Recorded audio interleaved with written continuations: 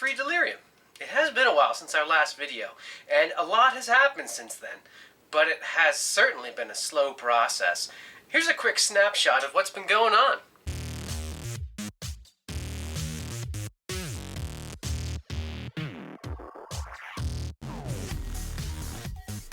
If we remember back to Christmas of 2020, the first Christmas I had my printer, I was having an issue with the filament coming out irregularly.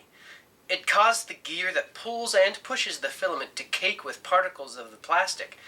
Any help that I would get from online forums all pointed to this being a symptom of a worse problem, but that bigger issue was never solved. Well, this whole issue has been happening again in early December of last year, but this time it was a bit worse than it had been before. Instead of printing poorly, there was just a complete jam. No filament was coming out at all. Once again, I turned to the internet for help, but this time, the official Prusa website recommended the Prusa Facebook groups. Once again, I posted the picture of what was happening and asked if anyone had any suggestions on how I could fix this. I even posted the same picture from before that I originally took when the first problem happened.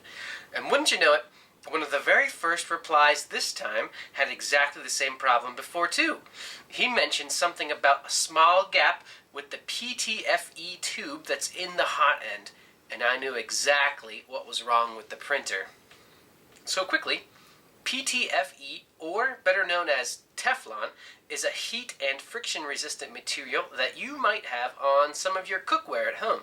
And also, it's the inside of the hot end here is a tiny little tube of it that helps to feed the filament from the intake right to the hot nozzle. Well, just a few months after getting my printer originally, I wanted to be proactive with the maintenance on the printer, and one of the suggestions in the included guidebook was to keep the area inside the hot end clean, including doing visual inspections. But it's quite difficult to see inside the hot end without removing the PTFE tube first. So I grabbed a pair of tweezers, but they didn't quite grip well enough, and so a pair of needle nose pliers were used to grab the tube and pull it out. This worked perfectly, and I was able to see inside that just a few weeks after owning the printer, there was no buildup of filament particles. Okay, so upon putting the tube back, I noticed that the pliers had kind of damaged and mangled the end of the small tube. Well, hoping to nip this problem in the bud, I snipped a little bit of the tiniest portion of the end of the tube and then put it back in. But this was my downfall. Well, when the thick filament is pushed into the small heated nozzle, it creates pressure. This pressure was enough to push into the gap just under the little tube that I had snipped, which was just enough space for liquid filament to build up.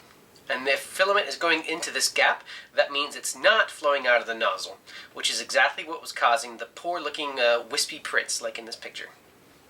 Wanting to order this new tube and some filament at the same time meant that I needed to wait until after I returned from a much-needed Christmas trip home to see family.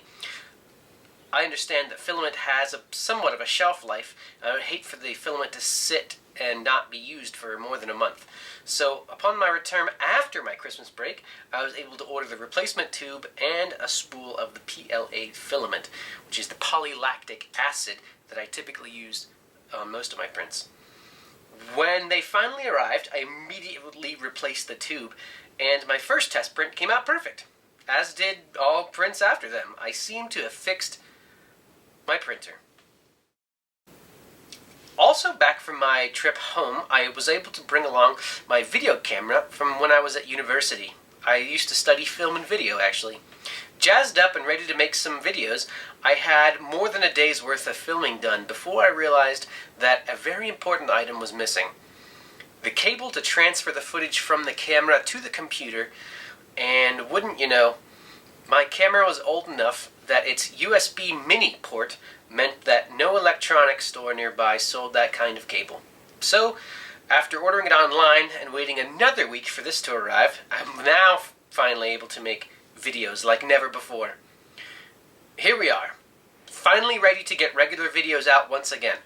2022 is off to a well, it started.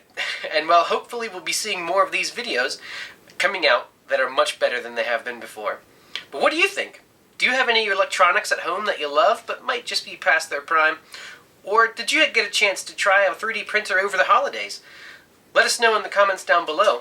And as always, thank you for stopping by here at 3 Delirium, where we can all hallucinate about the possibilities of 3D printing. I'll see you next time.